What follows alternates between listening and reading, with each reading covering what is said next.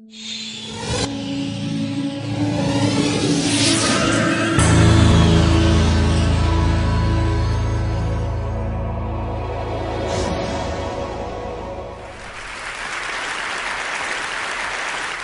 I grew up in New York City, between Harlem and the Bronx. Growing up as a boy, we was taught that men had to be tough, had to be strong, had to be courageous, dominating, no pain, no emotions, with the exception of anger and definitely no fear.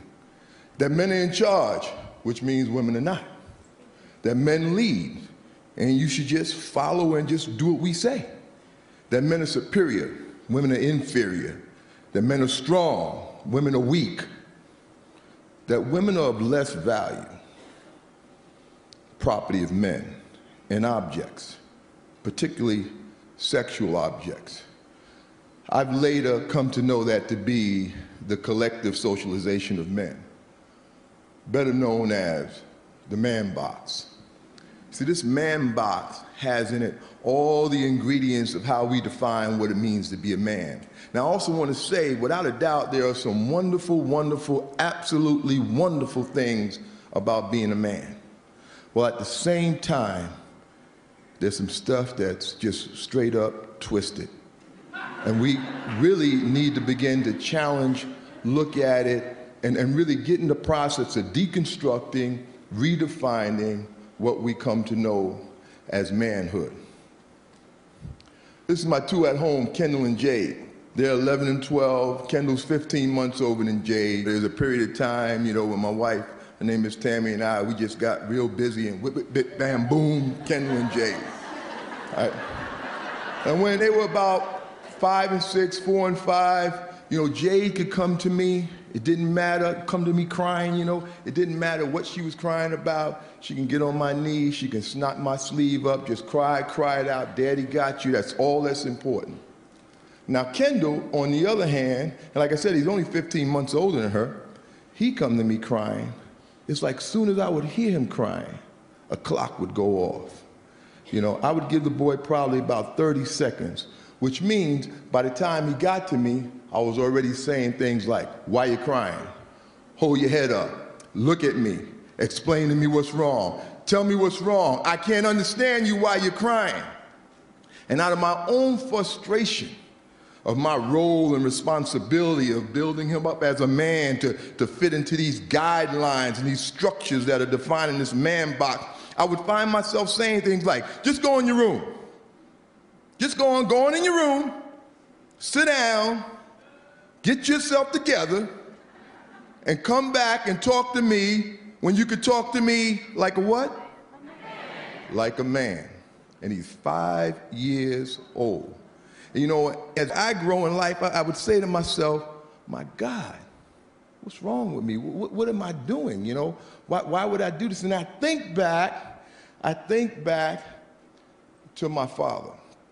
There was a time in my life where we had a very troubled experience in our family. My brother Henry, he died tragically when we was teenagers. We lived in New York City, as I said, we lived in the Bronx at the time. And the burial was a place called Long Island. It was about 2 hours outside of the city.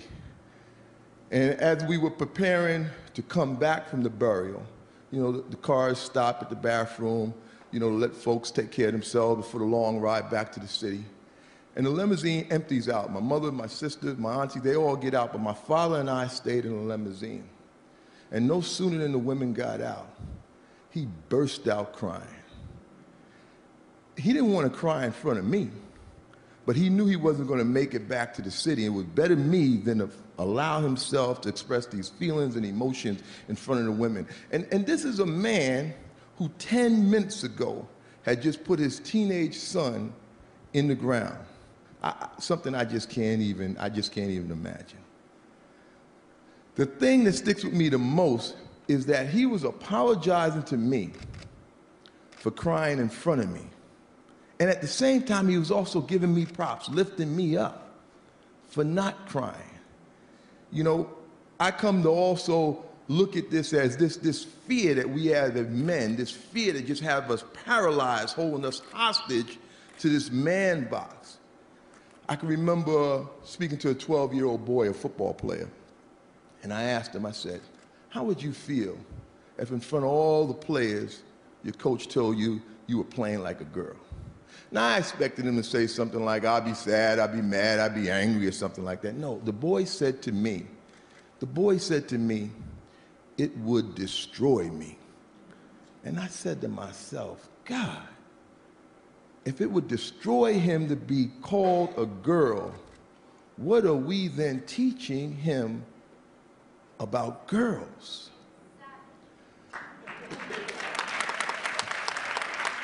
It took me back to a time when I was about 12 years old.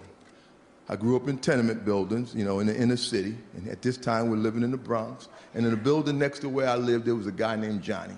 He was about 16 years old, and we were all about 12 years old, younger guys, and he was hanging out with all us younger guys. And this guy, he was up to a lot of no good. He was the kind of kid where parents would have to wonder, what is this 16-year-old boy doing with these 12-year-old boys?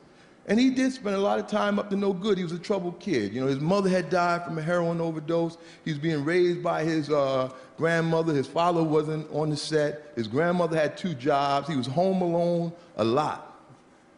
But I gotta tell you, we young guys, we looked up to this dude, man. He was cool. He was fine. That's what his sister said. He was fine, right? He was having sex. You know, we all looked up to him. So one day I'm out in front of the house doing something, just playing around, doing something, I don't know what. He looks out his window, he calls me upstairs. He said, hey, Amp, they called me Anthony growing up as a kid. Hey, Anthony, come on upstairs. Johnny called, you go. So I run right upstairs. As he opens the door, he says to me, do you want some? Now, I immediately knew what he meant, because for me growing up at that time and our relationship with this man box, do you want some meant one or two things, sex or drugs. And we weren't doing drugs. Now, my box, my card, my man box card was immediately in jeopardy. 2 things. One, I never had sex. We don't talk about that as men. You only tell your dearest, closest friends, sworn to secrecy for life, the first time you had sex. For everybody else, we go around like we've been having sex since we was 2. There ain't no first time.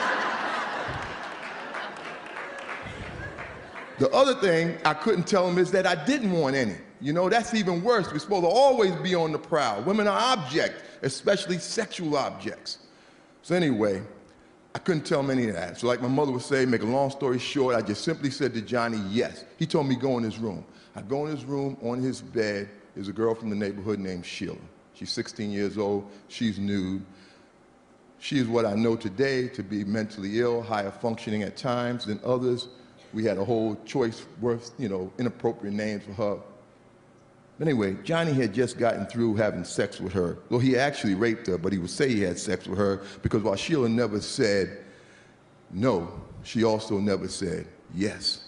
So he was offering me the opportunity to do the same. So when I go in the room, I close the door. Folks, I'm petrified.